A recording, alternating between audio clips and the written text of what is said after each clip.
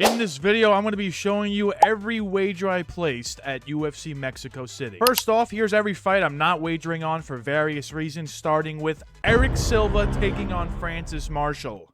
Now, my prediction is Francis Marshall to absolutely run through Silva and submit him in the first round. However, his submission prop is plus 100, and I think there is a chance that Marshall decides to throw hands with Silva and potentially knock him out, which is plus 300. So, Francis Marshall inside the distance is probably the best parlay piece for this fight, but wasn't confident enough to actually parlay that. So, on to the next one. We got Jose Medina taking on Ryan Gondra. Now, I don't think Jose Medina wins. However, Ryan Gondra currently sitting at minus 700. That doesn't seem like a valuable spot whatsoever. I actually think Ryan Gondra might submit Jose Medina. I mean, if Tusko Todorovic could do it, I think Ryan Gondra can. He does have a jiu-jitsu background. The guy's Brazilian after all. I think if he takes down Medina, he's going to find the easy sub. So, plus 300 for the sub. Wasn't confident enough to wager on it, but if you guys want to, go ahead and do that. Next fight we're skipping is Marlon Vera taking on David Martinez. David Martinez at minus 300 seems quite insane because the odds of this fight going the distance is minus 300. So you're basically betting on someone that's not going to get a finish. And more often than not, that is an unprofitable strategy long term. If you look at Cheeto's past fights, he was plus 110 against Amin Zahabi. He was plus 110 against like Corey Sandhagen. And the fight before Zahabi, he was plus 110. Now all of a sudden, he's plus 235. Even against Sean O'Malley, he was only plus 200. So I think the odds are wrong. I don't think Cheeto wins per se, but I do think the odds are wrong, so I'm not wagering it. Next fight we're skipping is Douglas Silva de Andrade taking on Javier Reyes. Another fight where I think the odds are wrong. I also think this is a setup fight for Javier Reyes to win. He did just come off the Contender Series last season. They're giving him a 41-year-old in Douglas Silva. Douglas Silva is way over the hill. If Douglas Silva was in his prime, he'd probably finish Javier Reyes. But the age gap is too wide. I think Javier Reyes can just use his agility to win this fight, avoid leg kicks from Silva, and you probably win the fight. So I got Javier Reyes by decision, not confident whatsoever. And the last fight we're skipping is going to be Daniel Zellhuber taking on King Green. Now, in my picks video, I made a very good case for taking Zellhuber inside the distance. But when I actually looked at the odds, plus 100 for Zellhuber inside the distance, I just wasn't feeling that number whatsoever. Zellhuber has 0 UFC KOs and 1 submission win. And I think he has about 5 fights in the UFC. And now he's plus 100 to get a finish. It just seems fishy. I still think Zellhuber gets the finish, but the odds we're getting are just not good. And I see a lot of people on King Green. Please don't wager on King Green. First fight we do have a wager on, though, is Imanol Rodriguez taking on Kevin Borjas. Now, Kevin Borjas, he has been finished before. And if you look at his finish losses, both of them occurred in round 2. Now, you look at Imanol Rodriguez, he has 6 wins, all by finish, and 2 of those wins occurred in round 2. So I think in this one, a lot of people expect Imanol to just run through Borjas in the first round, but I think Borjas is pretty good. I think he's a good litmus test to see how good you are going to be in the future of flyweight. So Imanol Rodriguez, I think, will maybe get takedowns going. Been training with DC. Imanol Rodriguez, I don't think is going to hunt the finish very early. I think as the fight goes on, the finish will open itself up for Imanol Rodriguez. So like I said with the Borjas thing where he only got finished in round 2, I'm going with Imanol Rodriguez round 2 KO, and the wager is going to be 0.28 units on Imanol to win in round 2, plus 400. So if Imanol submits Borjas in round 2, we win.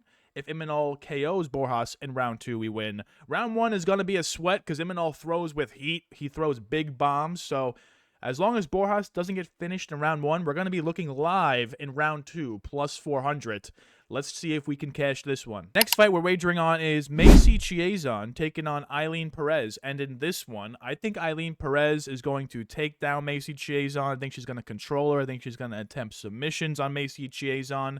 If it's standing, Chiasson does have a great size advantage. So I am a little nervous on the feet for Perez in this matchup, but against Kyle Rosa, her striking has been improving. Against Jocelyn Edwards, she knocked her down with a spinning back fist. Like, she's got some tricky striking.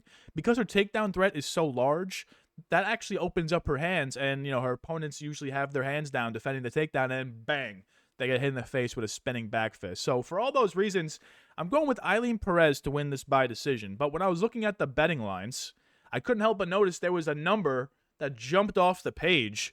So actually, like I said, the pick is Perez decision, but the wager is going to be 0.28 units on Ailin Perez to win this by submission, plus 1,200. Those odds seem literally insane. I mean, look at Perez. I mean, she looks pretty swole. I mean, she's been taking her career a lot more seriously in recent fights, and Macy Chiasson, her fight IQ is diminishing fight by fight. So wouldn't be surprised if Chiasson tries to shoot a takedown and gets caught in something. Wouldn't be surprised if Perez gets the takedown and gets Chiasson caught in something. So plus 1,200 for something we've seen before, which is a Perez sub and a Chiasson sub loss. I will take it. Next fight we're wagering on is Cristian Quinonez taking on Chris Moutinho. And in this one, I just think Chris Moutinho's chin and brain are not working at the way they should at the UFC level. I think once a punch lands on Moutinho's head, he will get knocked out. I think he took infinite damage versus Sean O'Malley, and ever since then, his brain has been like, okay, if we get punched once, we're just not going to fight. So against Cristian Quinonez, a guy that throws heat, the Mexican fighting in Mexico, usually Quinonez loses because he fights someone with a submission threat. Moutinho, he has a couple sub wins, but he's not really a submission threat. So if this is standing, there's no grappling. Quinonez, matter of time before he finds a knockout. So I'm going with Cristian Quinonez, round 1 knockout, and the wager is going to be 1 unit on Quinonez knockout, plus 100.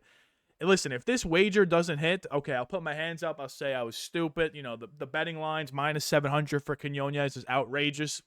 But Moutinho's chin, I just think, is complete garbage. And if we continue to get spots to fade Moutinho's chin, I will continue to do so. And plus 100, you give me plus money, I'll take it. Next fight we're wagering on is Ernesto Carrasquete taking on Regina Tarin. And in this one, Ernesto is a split decision merchant. She fights razor close every single fight. Regina Tarin, at least, is showing me on film that she is a potent finisher. She moves forward. She mixes in takedowns. She has a good clinch game. She's got pretty powerful strikes. Ernesto, I think, can out-volume Regina, but I think Regina can get this fight closer to a finish than Ernesto can, whether it be on the ground, whether it be with punches. It's also in Mexico. Regina is the only Mexican underdog on the entire card. For all those reasons, I'm going with Regina Tarin to win this one by decision. We got 0.6 units on Tarin's money line, plus 164. Like I said, she's the only Mexican underdog fighting in Mexico in a fight that is 80% chance or higher to go to decision. So at that point, Mexican judging, Ernesto split decision, narrow fight merchant. Makes sense to take the plus 164, I think. Next fight we got a wager on is Wes Schultz taking on Damian Penis. And in this one, listen, you've heard this take all week, all right? I feel like I cultivated the take, which is Wes Schultz has a great jiu-jitsu game. Damian Penis is a blue belt. I feel like I invented that take, and everyone has just been running with it. So at this point, it just kind of feels fishy to even promote this, but I'm still going with Wes Schultz to win this by round 1 sub. And the wagers, we got 2. We got 1 unit on Wes Schultz sub, plus 400. It was plus 480 when I first scouted it. Probably should have bet it at that point, but plus 400, I still like. And we got a half unit on Schultz money line, plus 210. So if Schultz doesn't find the sub and he just controls Pinas for 3 rounds, we'll win our money back, I believe, at least on the unit. And if Schultz somehow just ground and pounds Pinas, then we'll also win our money back on the money line. Pinas can knock this guy out, sure, but I think he has sloppy striking, and he leaves himself open to get taken down when he overextends. So let's Schultz, it's party time, baby. Next fight we got a wager on is Edgar Chairez taking on Felipe Bunes. And in this one, I think Bunes is very live to win only in the first round. If he activates takedowns, he will get Chairez to the ground, and at that point, Bunes is going to fish for a sub. And I think in round 1 only, he has the opportunity to find it. Chairez has 2 sub losses, so he is submittable. However, once it reaches round 2, round 3, odds of Felipe Bunes winning drops to 0%. I mean, this guy has 1 round of cardio.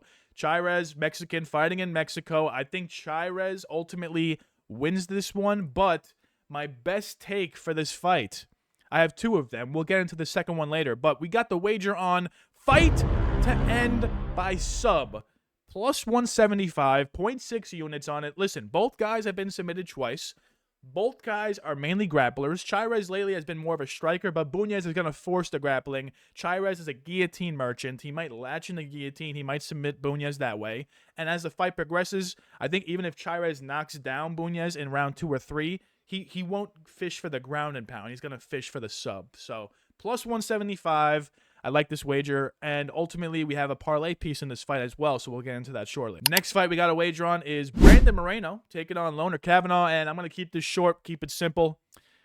Everything makes sense to take Brandon Moreno. He's the Mexican fighting in Mexico. He's the main event of the card. He's fighting Lone'er Kavanagh on short notice. Lone'er Kavanagh just death-gassed against Charles Johnson after 2 rounds, but I will say, like I have been all week, Brandon Moreno doesn't fight like Brandon Moreno anymore, okay? He's not really hunting takedowns often. He's not throwing with lots of volume. He has no power in his strikes. If we see the vintage Brandon Moreno of old, yes, he probably wins this fight very clean. But the recent Brandon Moreno has a very good chance to lose this fight. Lone'er Kavanagh is going to be the quicker, faster striker. And Lone'er Kavanagh, if he doesn't shoot takedowns and there's no grappling early, I don't think he's going to gas as early as people expect. Also, the guy's been training in Colorado for his Bruno Silva fight. He knows the cardio is a weakness in his game. He's trying to fix it. Lone'er Kavanagh, skill for skill, I think at this point can outmatch Moreno. So for that reason, I'm going with Lone'er Kavanagh to win this by decision. The wager is 1 unit on Kavanagh moneyline plus 172. This might be one of the worst wagers of all time. I looked at my tabology. I've literally picked against Moreno every single fight since Royval. I picked Amir Albazi against them. I picked Steve Urseg against them. And finally, it worked out because I picked Tatsuro Taira against them. Let's see if it works out 2 times in a row by going with Lone'er Kavanagh. Of course, I got to hit you with at least 1 parlay. So the first leg is going to be Santiago Luna as he takes on Angel Pacheco. I got Santiago Luna moneyline minus 590. Pacheco's never been finished, so would not be shocked to see a Luna decision, but Luna has also never been to decision, so this fight has question marks written all over it. I think ultimately Luna can find the sub. I just don't see a Luna knockout. So Luna by sub/decision is plus 100. So if you want to take that instead of this parlay, by all means, go ahead. Pacheco's never been knocked out, so I don't think Luna's going to be the first one to do it. And we're going to parlay Luna with Chairez Bunes does not go the distance, minus 230. I think that is the safest parlay piece of the entire card. I was trying to find things to parlay it with to make it plus money, but ultimately, things I already have wagers on, I don't want to wager on again, so 1.52 units, minus 147. I think this hits at a very high rate, higher rate than minus 147. I think Luna wins all day. And I think there's 0% chance Bunes sees the scorecard in Mexico. High elevation guy has no gas tank. So, like this parlay. And the Finz Hammer Lock, my weekly most confident underdog pick of the card. Last week, we smacked on Sean Strickland. He was our first win of the year. So, let's see if we can make it 2 weeks in a row, back-to-back weeks, picking the best underdog on the card. I do have Wes Schultz picked, so I was contemplating him, but I don't want to put too much stock in him. I already, wagered on his sub, his money line. I'm good on that. I also have Lone'er Kavanagh picked, but I did make Brandon Moreno the sheep pick of the week. So if Lone'er loses, I'll lose twice on the Hammerlock and the sheep pick. So the only underdog that I picked that makes sense to win this week is going to be Regina Tarin. Plus 152, but I got her at plus 164 on Draftkings. Shout out. She's the only Mexican underdog on the whole card. That should be enough for you to be like, oh, okay, I'll put some money on her. She has a extreme age gap between her and Ernesta, and the experience gap is not even as large as you think. Ernesta has 1 more MMA fight than Regina Tarin. I know Regina Tarin has been facing elderly citizens, but if you watch her fights back, she throws with power, she throws with aggression, she moves forward. A lot of promise in her game, and she's fighting someone that literally goes to a split decision every single fight. So, plus 152, Mexican underdog at Mexico, I will take it. And before you go, let me just hit you with the insane long shot. This one is 3 legs. I don't think these have hit yet. I'm not going to lie. But let's see if we can make it hit this week. I'm pretty confident in these 3 legs, starting with Wes Schultz to win by submission. I think that happens. And if that happens, then we only have to go through 2 plus 100s. Quinonez KO, Luna by decision or submission. Plus 1,900. $1 will turn it into $19. 19x return on your money with this parlay. It's a kind of like a cycle, but I have Luna by sub or decision. So Schultz gets it to the ground, we win. Quinonez doesn't blow the bag, we win. And Luna doesn't KO Pacheco, we win. So I like these picks a lot. Let me know in the comments what your favorite wager of the week is. If it hits, I'll shout you out on Twitter perhaps. Next week's video, we'll see. Like, comment, subscribe. Have a great rest of your day. We're growing. Let's get it. Have a savage.